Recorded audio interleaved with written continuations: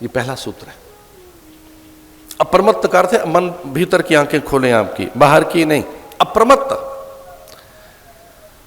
प्रणवो धनु सरोहि आत्मा ब्रह्म तरु लक्ष्य मुच्यते अप्रमत्तेन वेदव्यम सर्वतन्मयो भवेत्। अप्रमत्त, जब आप अप्रमत्त होंगे, प्रमाद रहित होंगे, तब सही विचार कर पाओगे। अब सही विचार करेंगे ही तब जब प्रमाद से अलग हटोगे। आलस्य में विचार नहीं होता, प्रमाद आपको विचार नहीं करने देता। और गुरु संगति में, सत्पुरुषों की संगति में प्रमाद ठहरता नहीं है। वहां की ऊर्जा, वहां की जो ज्ञान रश्मियां, ज्ञान किरणें बाह्यांतर जड़ता और प्रमाद का भंजन करती है। मंगलाचरण की बात हम कर रहे हैं।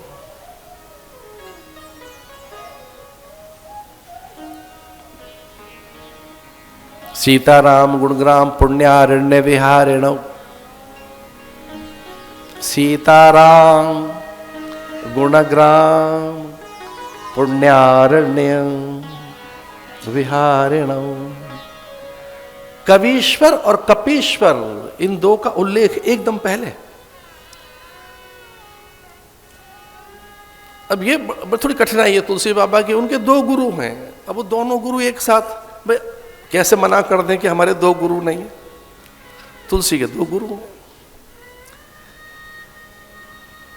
कवीश्वर कपीश्वर। कवीश्वर तेने हार्द आदि कवि मुह्यंत, ये भागवत में। और मैं अगर ग्रंथ का आदर करने के लिए अगर ये श्लोक देखूं भी तो कितना अद्भुत है। तपस्वाध्याय निरतम तपस्वी वांग विदाम वरम नारदम परिपप्रच्छ वाल्मीकि मुनिर्पुंगवम तेने ब्रह्म हृदय आदि कवये मुह्यन्त यत सूर्य। भागवत में से। और ये रामायण के मंगलाचरण का आदर करने के लिए अभिमान आएगा। आप ये कहते हैं हमें तो सब आता है, हम तो सब जानते हैं, इस अभिमान में मत रहिए। महापुरुषों का तो ऐसा कहना है कि हनुमान चालीसा भी देख के पढ़ो, स्तुतियां त्रुटि ना हो जाए कोई। और कोई ऐसे करते थे, भार्याम रक्षतु भैरवी, कवच का पाठ करते थे, संयोग से उनकी पत्नी नहीं रही। बड़ा अद्भुत इष्ट था माँ का उनको। माँ से उन्होंने कहा, माँ मैं नहीं जानता कि मेरी पत्नी में कोई दोष था अथवा मेरे साधन में कोई त्रुटि रही। तेरा जो विधान है मैं उसे स्वीकार करता हूं, पर स्वप्न में ही सही मुझे उत्तर देना, चूक कहां रही। उसने कहा, तू कब गई? भक्षतु कहता था, अरक्षतु कहता था। भार्याम भक्षतु भैरवी,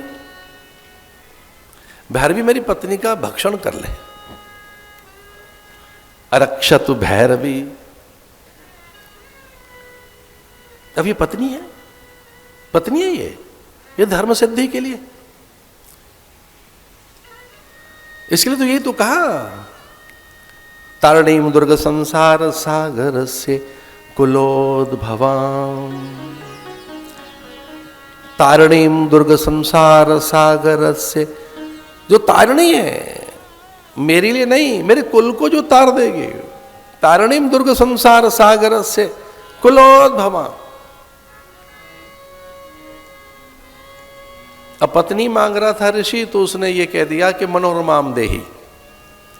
मनोरमम का अर्थ यहाँ केवल सौंदर्य से नहीं है, मन बुद्धि चित्त चेतना गति मति गुण धर्म प्रकृति विचार संस्कार सब में एक सहज संयमशील सदाचार बना रहे, ये मनोरमम है। आदमी बिना सदविचार के सुंदर नहीं दिख सकता।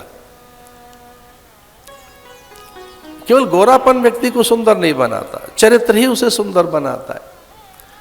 पत्नी मनोरमाम देही मनोवृत्तानुसारणीम तारणीम दुर्ग संसार सागर से कुलोद्भवाम। इसलिए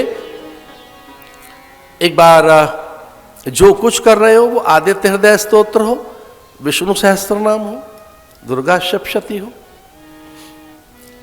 ललिता सहस्त्र नाम हो, गणपति अथर्वशीर्ष हो, गीता हो, रामायण का पारायण, महाभारत अथवा कोई चालीसा, एक बार दृष्टि डालिए उस पर कि अशुद्धि तो नहीं हो रही।